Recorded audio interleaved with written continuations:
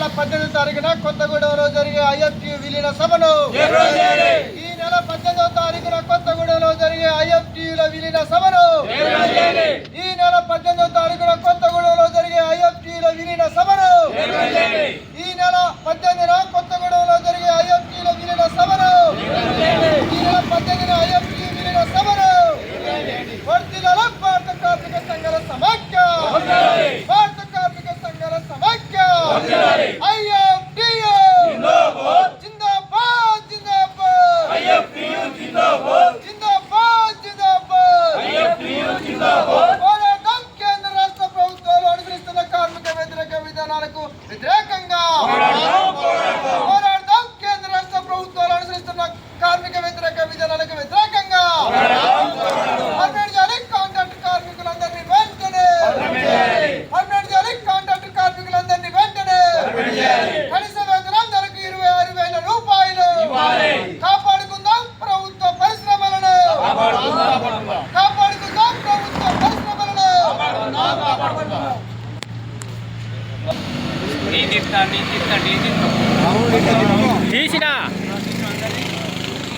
మాట్లాడేటప్పుడు ఆడదాకా వాయిస్ వస్తుందా దగ్గరికి వచ్చి తీసుకోవాలి. మాట్లాడుతున్నా కానీ దగ్గరకు వచ్చిన ఇప్పుడు నేను పోవాలి మరి వాడు వీడియో అయినా కావాలిగా. సరే కామ్రేడ్స్, 18వ తారీఖు నాడు మన విలీన సభకి 2 పార్టీలు విలీన సభ పెట్టారు. దానికి కార్మికుల చట్టాలు వ్యతిరేకాలు కూడా చాలా ఉన్నాయి కాబట్టి మోడీ ప్రభుత్వం చేసిన దానికి వీటి మీద మనం భారీగా సభ కూడా జరుగుతుంది. ఈ సభకి నాగేశ్వరరావు అన్న మాట్లాడతాడు, రాష్ట్ర అధ్యక్షులు. ప్రియమైన కార్మికులారా, దర్దాపుగా కొద్ది రోజుల నుంచి సిపిఐఎంఎల్ 132 పార్టీలు కలవాలి, కలిసి పనిచేయాలనే లక్ష్యంతో ఐఎఫ్టియు విలీనం కాబోతుంది 18వ తారీఖున. అంటే ఇక్కడి నుంచి 2 ఐఎఫ్టీలో కాకుండా 18వ తారీఖు నుంచి ఒకటే ఐఎఫ్టీగా కొనసాగుతాయి. అదేవిధంగా కార్మికులు అనేకమైన మంది హక్కుల కోసం ఇబ్బంది పడే పరిస్థితి ఉన్నది. ఇవాళ కేంద్రంలో కానీ రాష్ట్రంలో కానీ కార్మికుల హక్కుల కోసం పోరాడే శక్తి లేని పరిస్థితి ఉన్నది.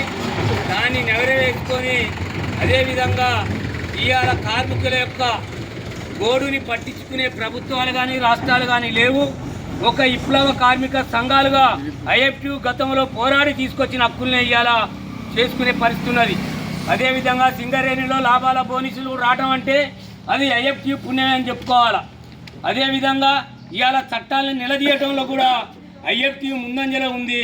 ఆ ఐఎఫ్టియు పోరాటాల ద్వారానే ఇవాళ అనేకమైన కార్మికులు కాస్త మెరుగున్నారనేది ఈ సందర్భంగా గుర్తు చేసుకుంటూ 18వ తారీఖున విలీనం సభని విజయవంతం చేయడం కొరకు అందరూ కార్మికులు, మోటార్ కార్మికులు అధిక సంఖ్యలో పాల్గొని ఆ యొక్క విలీనం సభను కొత్తగూడెంలో విజయవంతం చేయడం కొరకు మనందరం కృషి చేయాలని ఈ సందర్భంగా పిలుపునిస్తూ ఈ అవకాశం మీ అందరికీ పేరు పేరున ఇప్పుడు ధన్యవాదాలు తెలియజేస్తున్నాం.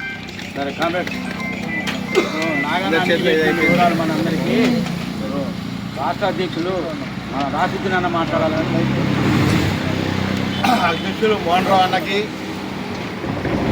మోటార్ వర్కర్స్ యూనియన్ రాష్ట్ర అధ్యక్షులు నాగేశ్వరరావు అన్నకి, ఐఎఫ్టియు జిల్లా ప్రధాన కార్యదర్శి సారంగపాణి, ఈ పోస్ట్ ఆఫీస్ కింద వచ్చేసిన మోటార్ వర్కర్లందరికీ కూడా ఐఎఫ్టియు రాష్ట్ర కమిటీ తరఫున ముందుగా ధన్యవాదాలు తెలియజేస్తూ, ఇంతకుముందు నాగేశ్వరరావు చెప్పినట్టుగా ఈ రాష్ట్రంలో ఈ దేశంలో కార్మిక రాజ్యం రావాలని చెప్పేసి 1979లో ఏ సంస్థ కోసం అయితే మనం స్థాపించడం ఐఎఫ్టియు, ఆ లక్ష్యం కోసం 2013లో రకరకాల కారణాల వల్ల విడిపోవడం జరిగింది.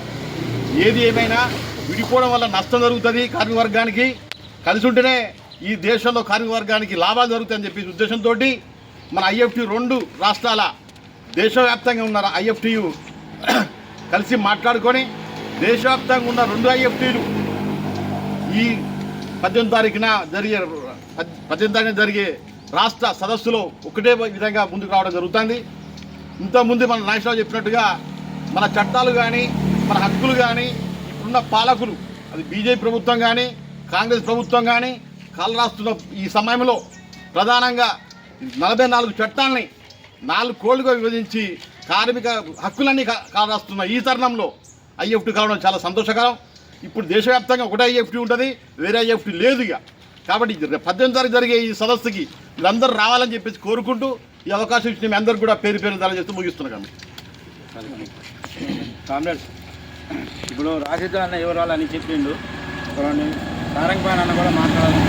ముఖ్యమైన కార్మిక సోదరులారా, ఈ నెల 18వ తారీఖున కొత్తగూడెం క్లబ్లో 2 ఐఎఫ్టీల విలీన సభ అనేటువంటిది జరుగుతూ ఉంది. ఈ సభ సందర్భంగా భారీ ప్రదర్శన కూడా నిర్వహించడం జరుగుతూ ఉంది. కాబట్టి అన్ని రకాల కార్మికులు కూడా హాజరై విజయవంతం చేయాలని చెప్పి పిలుపునిస్తూ ఉన్నాం. ఎందుకంటే ఇవాళ కార్మిక వ్యతిరేక విధానాలను ఇవాళ కేంద్ర రాష్ట్ర ప్రభుత్వాలు అనుసరిస్తూ ఉన్నాయి. ముఖ్యంగా నరేంద్ర మోడీ సర్కార్ అధికారంలోకి వచ్చిన తర్వాత 44 కార్మిక చట్టాలను 4 లేబర్ కోడ్లో కుదించి కార్మిక హక్కులను మొత్తం కూడా కుదించి వేసిన విషయం మనందరికీ కూడా తెలుసు. ఇవాళ ఉన్నటువంటి 8 గంటల పని 12 గంటలు చేసే విధానం రాబోతా ఉంది. ఉన్నటువంటి చట్టాలు ఏవైతే ఉన్నాయో వాటి అన్నింటినీ రద్దు కాబోతా ఉన్నాయి. కాబట్టి వీటిని మనం కాపాడుకోవాలనుకుంటే అదేవిధంగా ఇవాళ సింగరేణి సంస్థ కూడా ఇవాళ ప్రైవేటీకరణకు ఇవాళ ప్రభుత్వాలు మొగ్గు చూపుతూ ఉన్నాయి.